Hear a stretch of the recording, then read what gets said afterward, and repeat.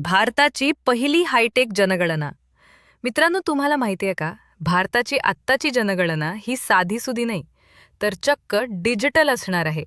हो, तुम्ही बरोबर ऐकलत. भारताच्या इतिहासात पहिलीच डिजिटल जनगणना सुरू झाली आहे. आता माहिती गोळा करण्यासाठी जाडजूड फॉर्म्स नाही, तर सरकारी अधिकारी स्मार्ट ॲप वापरणार आहेत.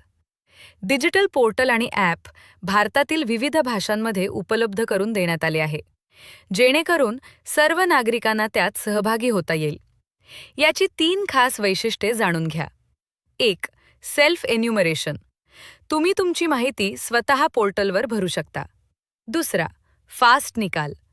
रिअल टाईम डेटा असल्यामुळे जनगणनेचे आकडे आता लवकर जाहीर होतील. 3. कमी कागद. यामुळे लाखो झाडांची कत्तल थांबेल आणि आपला डेटा सुरक्षित राहील. डिजिटल इंडियाचं हे एक मोठं पाऊल आहे. याबद्दल तुम्हाला काय वाटतं? कॉमेंट्समध्ये सांगा.